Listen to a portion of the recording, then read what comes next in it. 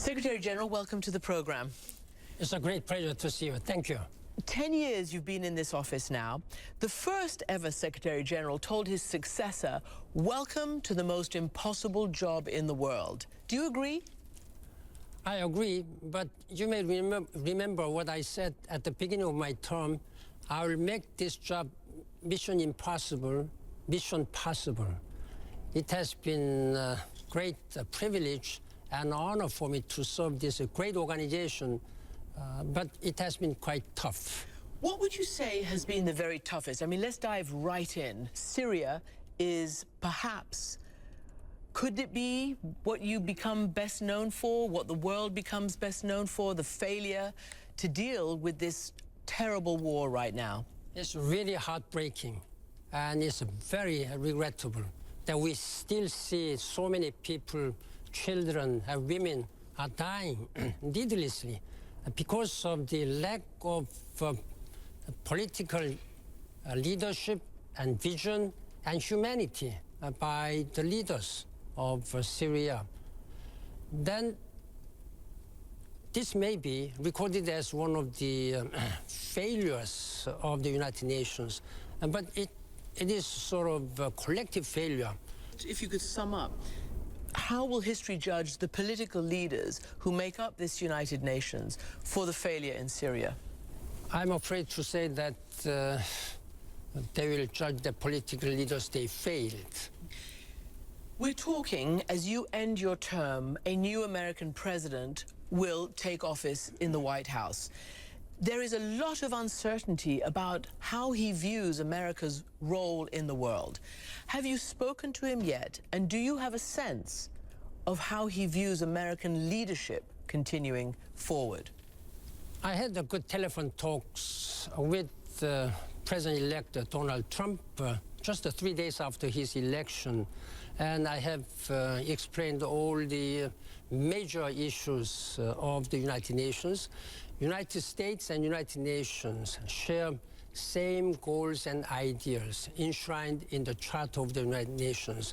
United States is one of the most important founding members of the United Nations.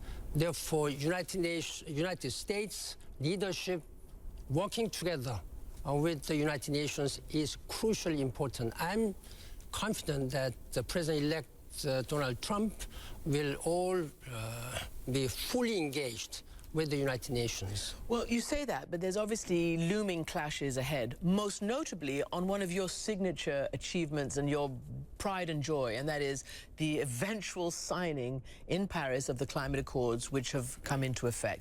You've heard what Donald Trump has said, that, you know, climate change is a hoax, that he would want to, you know, extract America from its obligations under the treaty.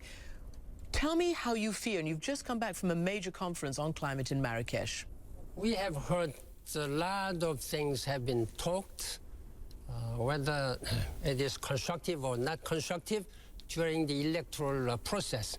Having said that, now that election is over, he is now elected as future president of the United States. As you said, I'm just back from Marrakesh, a very important meeting. We discussed a lot. What would be the implications of a new U.S. administration on climate change? Without any exception, including United States, there is a wholehearted support that this climate change agreement, which was done with the wholehearted support of whole international community, must be preserved, must be implemented. Now, it's not only the government, the people on the ground, the civil society, they demand it. And also business communities, they demand it.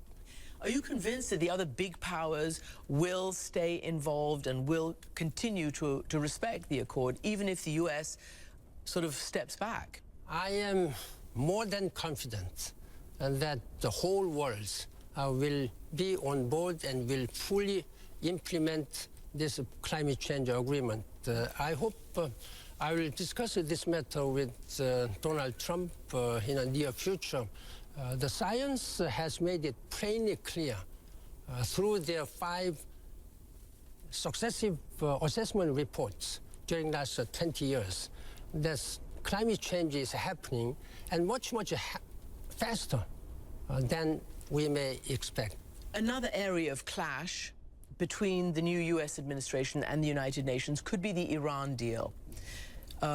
President-elect Trump has called it the worst deal ever, and obviously there are people urging him to try to renegotiate or pull out. Objectively speaking, as a Secretary General, who has been really working hard to help Iranian nuclear development issues resolved, I believe that this agreement done by P5+1, Germany, that was a robust agreement. That means we have to respect this agreement.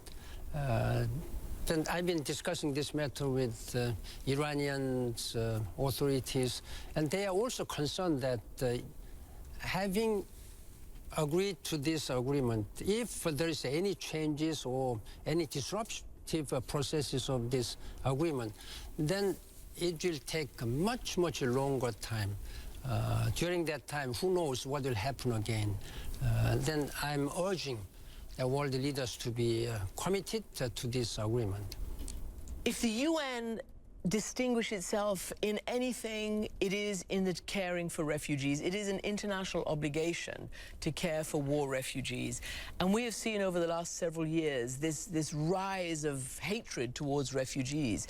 We've seen refugees and migrants being demonized in political campaigns in Europe and the United States. It's the worst time in the world for refugees right now. Where do you see that going? And that could again be another clash between the new U.S. administration and the United Nations. We have more than 65 million people who are dispersed internally and refugees. It's the highest number of refugees and displaced persons since the end of Second World War. It requires a strong commitment for humanity and respect all refugees as a human being with a full dignity. We have to reject xenophobia, discrimination, whatsoever. They are same human beings. They are most vulnerable group of people. We have to protect their human rights and human dignity. That's a basic principle. And I appreciate President Obama, who has also taken initiative by convening summit meeting on the margins of the United Nations General Assembly on September 20th, where I participated with European Union and United States and United Nations working together.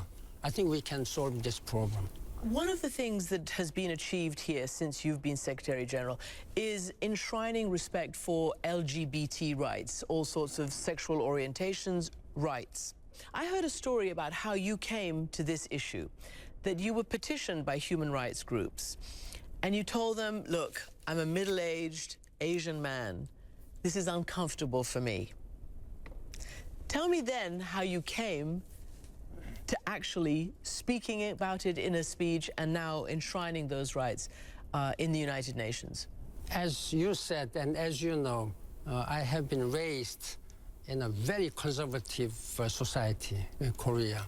And most of the Asian countries have been influenced by Confucianism and very conservative.